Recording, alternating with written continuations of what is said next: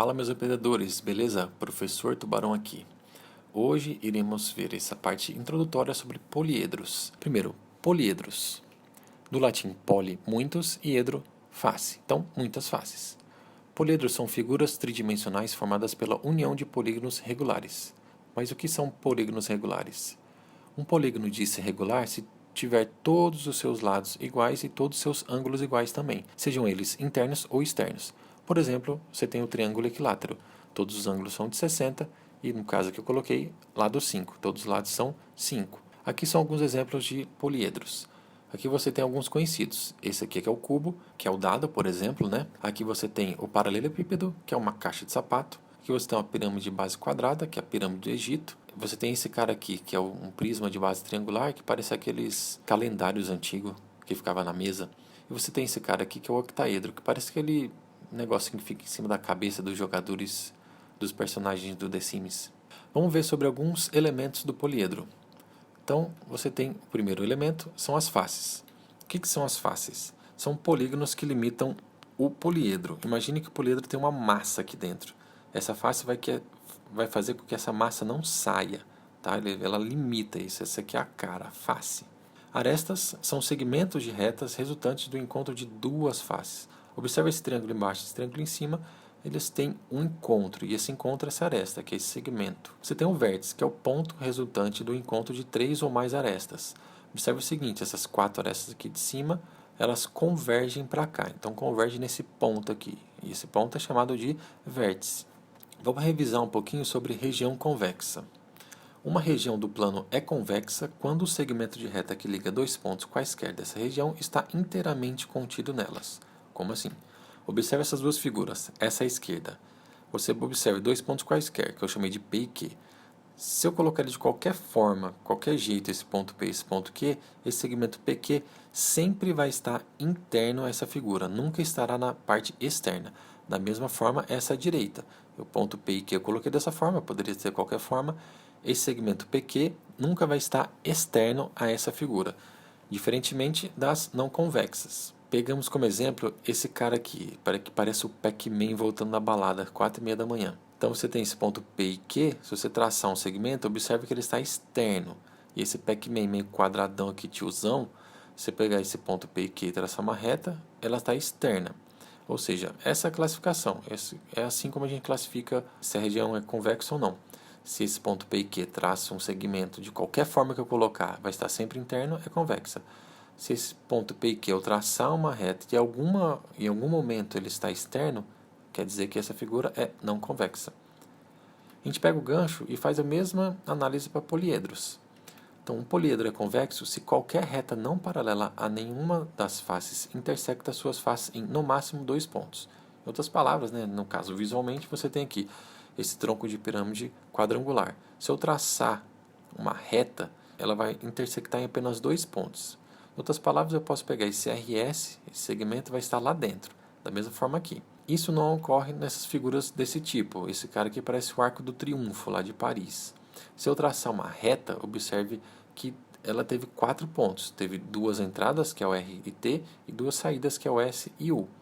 Outro ponto que eu posso observar é que esse segmento ST está externo à figura. Acontece o mesmo caso nessa aqui à direita. Um ponto importante da geometria, no caso de poliedros, é essa relação de Euler. Essa relação é entre o número de vértices V, o número de arestas A e o número de faces F de um poliedro convexo. Observe esse poliedro, que é um cubo, é um dado, né? Você tem 6 faces, que são 4 laterais, uma em cima e uma embaixo. 8 vértices, que são esses 4 pontos aqui embaixo e esses 4 pontos aqui em cima. E 12 arestas, que você tem 4 embaixo, 4 em cima e 4 nas laterais.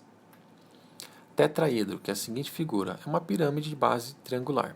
Você tem 4 faces, que são essas 3 em volta, essa aqui de baixo, 4 vértices, que são esses 3 pontos aqui embaixo e esse aqui em cima, e 6 arestas, que são as 3 de baixo e as 3 em volta. Dodecaedro, dodeca vem de 12, então você tem 12 faces, 20 vértices e 30 arestas.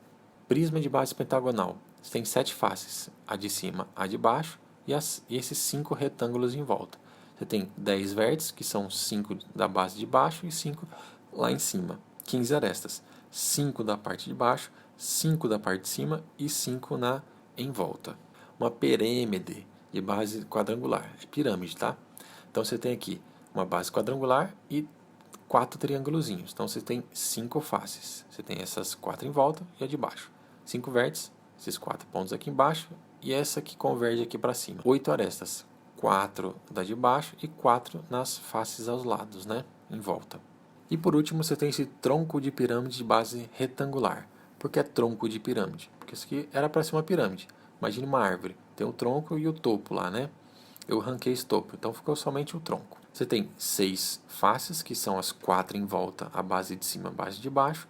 8 vértices, que são os 4 da base de baixo e os 4 da base de cima. E essas 12 arestas, 4 de baixo, 4 de cima e 4 nas laterais. Tá, mas para que a gente colocou todos esses poliedros? Para observar o seguinte, existe um padrão nesses números. Observe aqui no cubo, 6 mais 8 dá 14. 12 para 14, falta 2. Tetraedro, 4 mais 4, 8. 6 para 8, faltam 2. Dodecaedro, 12 mais 20, 32. 30 para 32, falta 2. Prisma de base pentagonal, 7 mais 10, 17. 15 para 17, faltam 2. Pirâmide de base quadrangular, 5 mais 5, 10. 8 para 10, faltam 2. E no tronco de pirâmide de base retangular, 8 mais 6, 14. 12 para 14, faltam 2. Então, você observou o padrão? Que a soma de faces mais vértices sempre excede 2 da aresta. Ou seja, eu preciso somar 2 dessa aresta para ela ficar igual a essa soma aqui. Ou seja, a relação de Euler é exatamente isso, que vértice mais face vai ser igual a aresta mais 2. Em palavras sobre essa fórmula, eu tenho que o número de aresta é exatamente 2 unidades a menos do que a soma do número de faces com o número de vértices. Algumas observações importantes. A primeira, em alguns poliedros não convexos vale também a relação de Euler. Observe esse cara aqui, que é um poliedro não convexo. Tá estranho de olhar aqui, mas aqui essa base é uma parte oca de uma pirâmide de base triangular. Então, se eu traçar um segmento aqui, tem um momento que ele vai ficar externo. Então, esse poliedro não é convexo. Porém, ele tem 7 faces, são essas 3 em volta, mais essa aqui 4, as 3 da pirâmide. 4 mais 3, 7.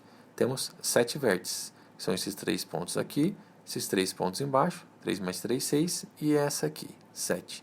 E 12 arestas. 3 de cima, 3 de baixo, 3 em volta, 3 mais 3 mais 3, 9, essas 3 aqui, né? 12.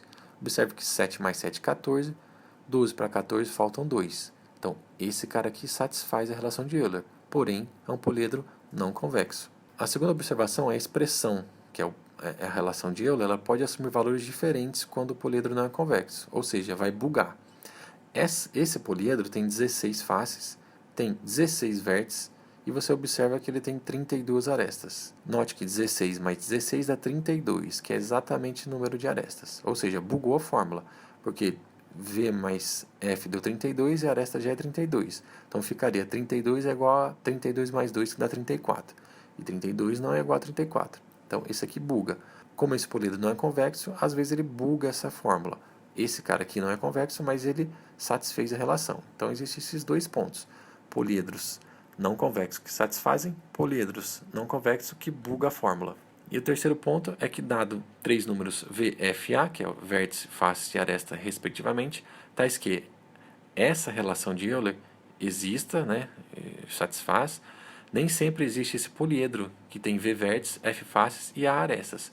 Por exemplo, esse poliedro, entre aspas, que existe, ele tem um vértice, 4 faces e 3 arestas. Observe que ele satisfaz a condição, né? Que V mais F, que é 1 mais 4 dá 5, a aresta são 3, 3 mais 2, 5. Porém, tente imaginar esse poliedro que tem um vértice, um pontinho só, tem 4 faces e apenas 3 arestas. Tenta imaginar aí como é que seria. Então fixa esse pensamento aqui, super importante, que todo poliedro convexo satisfaz a relação de Euler. Mas nem todo poliedro que satisfaz a relação de Euler é convexo. Então vamos aos exemplos. Exemplo 1. Determina o número de arestas e o número de vértices de um poliedro convexo com 6 faces quadrangulares e 4 faces triangulares. Então, na resolução, eu tenho 6 faces quadrangulares. Então, quadrangular tem 4 lados. Se eu tenho 6 vezes 4, 24 arestas, 24 tracinhos. 4 faces triangulares. Triangular 23, então 4 vezes 3, 12 arestas. Então, eu tenho um total de 24 mais 12, 36 arestas. Porém, cada aresta foi contada 2 vezes. Assim, o total de arestas é 36 dividido por 2, que é 18.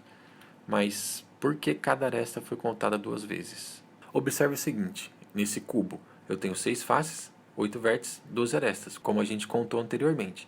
Se eu pegar friamente as faces, eu sei que são 6 faces quadrangulares. Eu sei que quadrangulares são 4 lados, né? 4 traços, 4 arestas, então 6 vezes 4, 24. Porém, a gente sabe, e contamos, né, provamos que tem 12 arestas. Observe friamente que deu 24, contando deu 12. 24 é o dobro de 12. Esse segundo exemplo, essa pirâmide de base quadrangular. Temos 5 faces, 5 vértices, 8 arestas. Se eu pegar friamente, eu tenho 4 faces triangulares, 4 vezes 3, 12. E uma face quadrangular, 1 vezes 4, 4. 12 mais 4, 16. Porém, contando, a gente sabe que tem 8 arestas. Por que isso acontece? Porque cada lado do polígono é comum ao outro. Então, ela é duplicada a contagem. Como assim? Observe nesse cubo, esse quadrado aqui, eu vou chamar de quadrado esquerdo e quadrado direito. Observe que esse traço aqui é comum a esses dois caras. Então, eu não posso contar 1, 2, 3, 4, 5, 6, 7, 8, porque eu já contei esse cara aqui. Ele sempre vai estar, né? Esse lado é comum a esse e a esse. Esse lado aqui é comum a esse e a esse. Ocorre da mesma forma que nessa pirâmide base quadrangular. Essa base aqui quadrada, esse lado é comum a essa face triangular. Então, segue esse raciocínio. Continuando a nossa conta, a gente tem que as faces são 10, porque são 6 quadrangulares e 4 triangulares. 6 mais 4, 10. E acabamos de contar que são 18 arestas. Jogando isso na relação de Euler, eu tenho que V mais F é igual a A mais 2. Então, V é o que eu estou buscando, F são 10, A são 18. Então, fica V mais 10 é igual a 18 mais 2. 18 mais 2 dá 20. Que número mais 10 dá 20? 10. Então, V faz o papel de 10. Então, resumidamente, eu tenho 10 faces, 18 arestas e 10 vértices. Exemplo 2. Arquimedes, no século 3 a.C., descobriu um poliedro convexo formado por 12 faces pentagonais e 20 faces hexagonais, todas regulares. Esse poliedro inspirou a fabricação da bola de futebol que apareceu pela primeira vez na Copa do Mundo de 1970. Quantos vértices possui esse poliedro? Para quem não sabe sobre a bola que ele está falando, é exatamente essa. Essa aqui é a bola da Copa do Mundo de 70. Aposto que você já viu uma réplica dela. Vamos colocar aqui na direita. Vai lá, bola. São 12 faces pentagonais. Pentágonos são 5 lados. Se eu tenho 12, 12 vezes 5, 60 arestas. Se eu tenho 20 faces hexagonais, hexágonos são 6, 20 vezes 6, 120. Totalizando 180 arestas. Porém, a gente viu no exemplo anterior que a gente duplicou essa contagem. Ou seja, 180 por 2 eu tenho 90 arestas. Resumidamente, 32 faces. Por quê? Porque são 12 pentagonais, 20 hexagonais. 12 mais 20, 32. E 90 arestas. Colocando isso aqui na relação de Euler, eu tenho que V mais F é igual a A mais 2. Então, vértice é o que eu estou buscando. Faces são 32, arestas são 90. 90 mais 2, 92. Que número mais 32 dá 92? 60. Portanto, eu tenho 32 faces, 90 arestas, 60 vértices. Então é isso, meus aprendedores. A aula de poliedros, essa parte introdutória fica por aqui. Vimos hoje sobre poliedros convexos e não convexos e a importante relação de Euler. Eu peço que você curta, compartilhe, comente, mande para o amigo para fortalecer o canal, beleza? Até a próxima. Falou!